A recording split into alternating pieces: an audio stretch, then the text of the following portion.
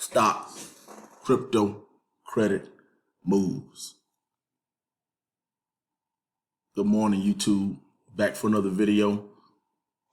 In this discussion, we're going to talk about why would an investor want to buy a put option, and what are you trying to accomplish by using this option strategy.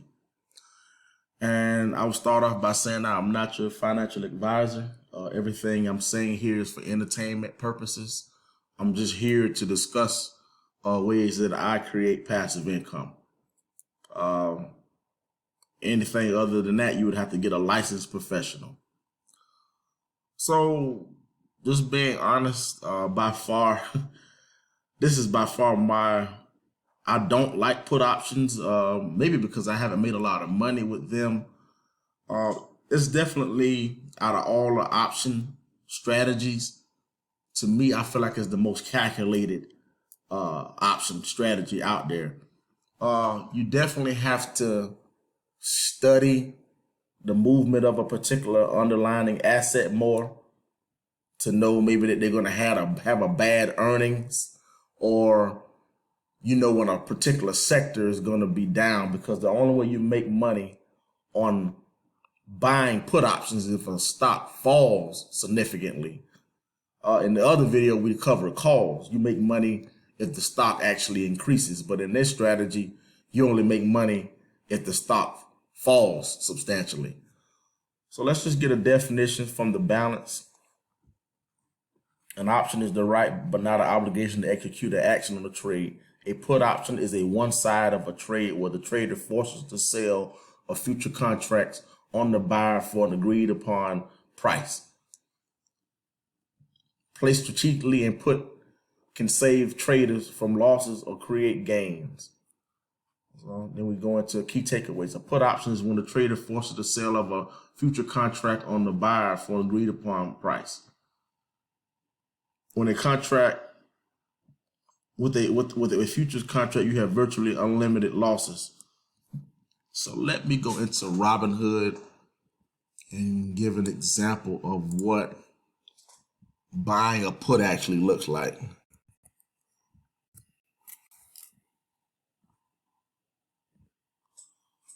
All right, so let's go in.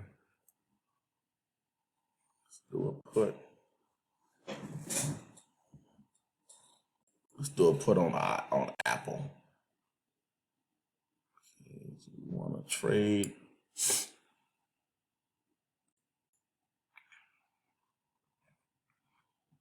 Buying a put, and currently Apple's trading at 175. So let's actually buy the put in the money, deep in the money. So it's going to cost you $3.53 per contract. So it's about $353 in order to execute this trade. So in order for you to actually make money on a put option, this stock would have to fall beneath your strike price of 175 before the expiration date you actually selected. So this one, actually, I don't play weekly, so I usually at least do like a month out. Gives you a better chance to be profitable. Or even if it trades sideways, you don't lose your money. But as you see, the more time you add, the more intrinsic value that this option contract has. So now, as you see, it's $855 to execute this. So the reason why the April 1st contract was a lot cheaper than April 29th is the time value. The time decay is actually on your side because you're adding more time. So it gives your option more time to become profitable.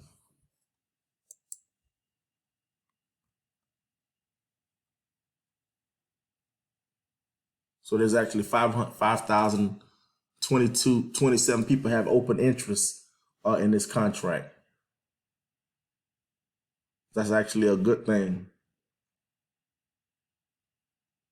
But yeah, options are very good. The thing I like about options, it limits your loss. especially in the short term. I just recommend, if you're gonna get into options, start doing leaps, which is at least 4 to 6 month options. They cost more, but you protect yourself more because you're buying time decay.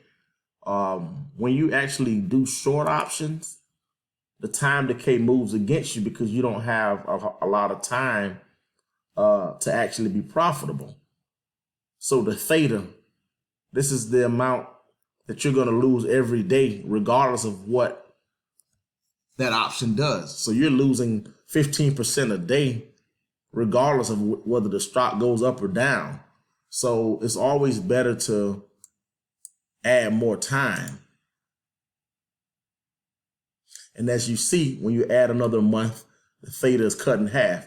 So the thing that a lot of option traders don't really calculate is theta, because that's what actually erodes the value of your contract.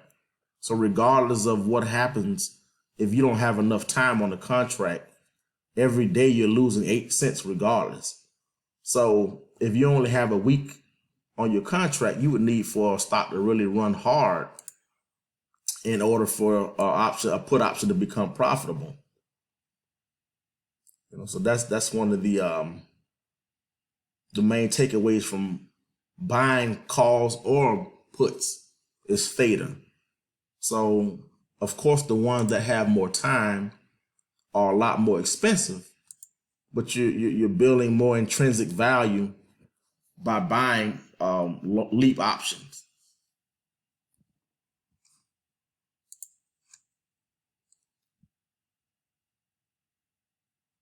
When you actually get into options, you're actually starting to trade like institutional investors.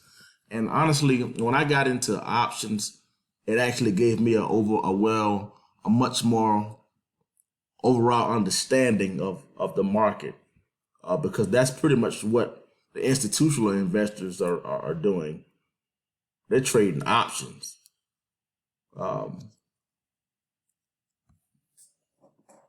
They actually they can be a good thing and a bad thing. The good thing about options, you're limiting your risk. So let's say like if you bought this option for $1,200, you paid this for this option.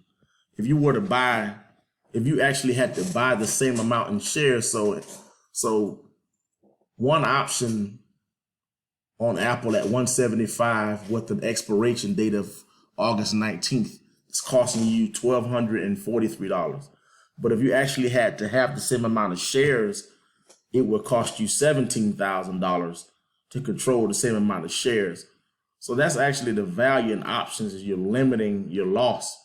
Like you're spending $1,200 to control 100 shares, or you just actually want to buy the stocks outright, you'd have to spend $17,000 because it'll be 175 times 10.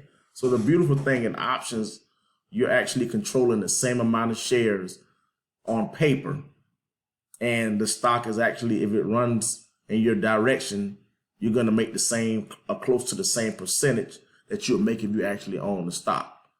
So that's pretty much, I kind of talked about put options in general, but you're going to buy put options if you feel that a stock is going to fall within a short period of time or within a period of time period. That's when you would actually buy puts.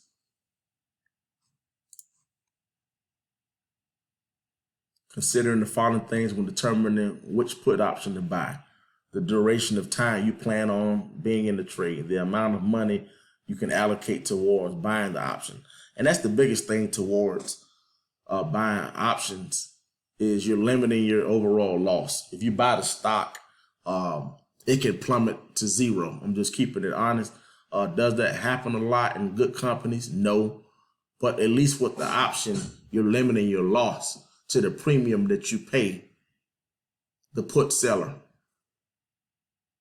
And just like I said earlier, the duration of time is very important, especially when you're dealing with options. It's time sensitive. So I recommend buying options that are at least 3 to 6 months out. So if a move goes in your direction, you have time to recover. But if you're doing weeklies or monthlies, if an aggressive move goes against you, then you lose all your money. So I want to stop this video right here. I don't want to go too much further in depth. Don't want to ramble. Until next time, signing off.